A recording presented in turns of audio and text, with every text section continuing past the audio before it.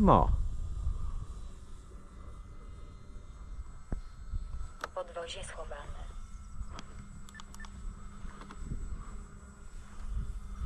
Od razu lepiej. Pierwszy start. Tutaj miałem jakieś dziwne zachowania ze strony samolotu.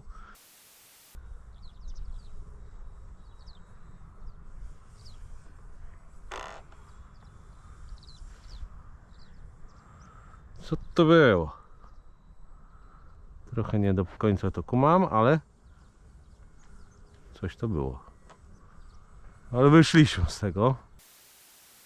No ale okazało się, że i trochę, że i środek ciężkości nie tak, i tutaj gdzieś tam w trakcie przechowywania skrzydełka to i trochę się przestawiło cięgło lotki, ale już doszliśmy do porozumienia. Tak sądzę.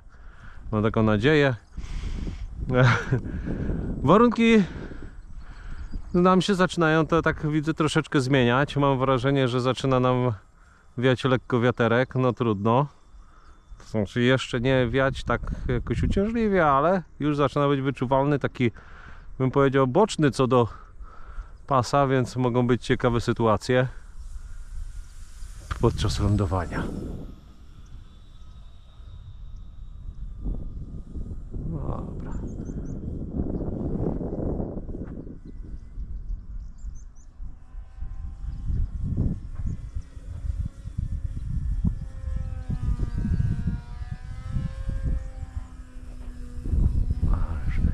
No fajnie idzie.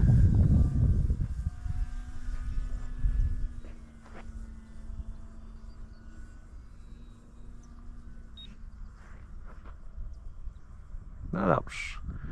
No i teraz to była część taka średnia, żeby nie powiedzieć, że dość łatwa.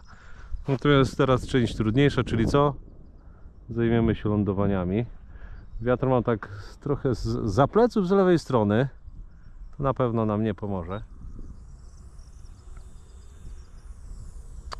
Coś tam się z tym powietrzem dzieje w tamtym rejonie, bo to... O właśnie, tutaj... I proszę Państwa, wylądował, udało się! Tak właśnie miało, prawie tak miało wyglądać to lądowanie. Dobra. Przyznaję. To było kolejne podejście i tym razem udało się... Tutaj jak... I tym razem udało się tak jak chciałem. Samolot jest cały. Ja też i zadowolony. Ok. To idziemy jeszcze na małe omówienie.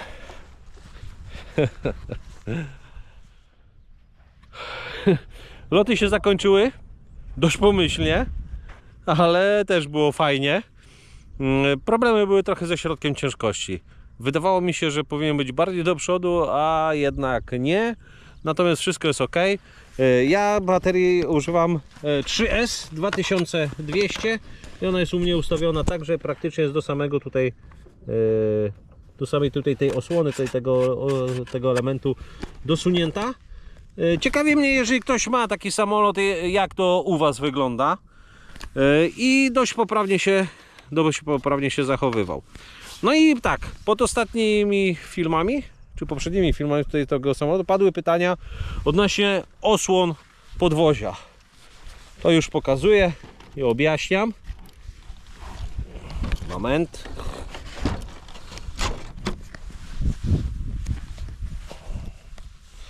Ok, to tak. Rozłożone, otwarte w zasadzie, wygląda tak. One jest tutaj pomalowane. Jest lekko wygięte.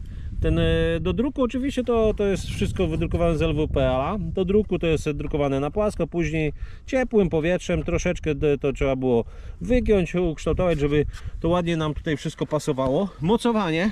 Tutaj takie mamy zatrzaski. 1 i 2 są tutaj tuż za kołem, ich prawie nie widać, może tutaj troszeczkę od góry. I w zasadzie tutaj żadnej filozofii nie ma. Jak schowamy, to nam osłania nam trochę tutaj podwozie, bo dlaczego w ogóle zostały zrobione te osłony? No sprawa jest bardzo prosta, dlatego że tutaj te pręty odrobinę wystają i obawiają się, że jak będzie lądował na trawie, to trawa gdzieś czy twardszy element zahaczy, no i może wyrwać. I to przyczyna prosta, zabezpieczenie podwozia. No, faktem, że jest troszeczkę stylizowane na tak jak było oryginalne, chociaż tak jak coś sobie przypominam, to powinno być pod kątem. Nie ma to większego znaczenia dla tego modelu. Tu bardziej chodziło o zabezpieczenie tego podwozia, żeby nie uległo uszkodzeniu przy lądowaniu na trawie. No, dzisiaj było lądowanie na drodze, no ale jak to czasami bywa, nie zawsze jest droga i to z tymi lądowaniami jest różnie. Co do samego samolotu, to w zasadzie tutaj nie było do oryginalnego projektu robionych zmian, chociaż ja go wydrukowałem jako taki troszeczkę bardziej pancerny, troszeczkę grubsze były te ścianki, ten przepływ był chyba na 0,7, przez co jest, wydaje mi się, trochę cięższy niż powinien być, ale to niewiele wnosi. Tutaj ten kołpaczek został dopasowany z innego samolotu, ale to wynikało z tego, że po prostu otwór w oryginalnym nie był dopasowany do silnika, który tutaj zamontowałem.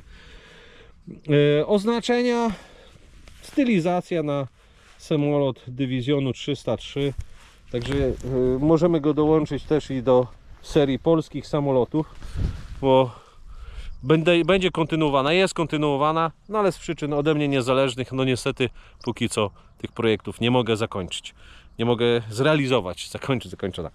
Ok, jeżeli macie jakieś pytania, piszcie w komentarzach, postaram się w miarę możliwości odpowiedzieć. I co? Dziękuję, cześć!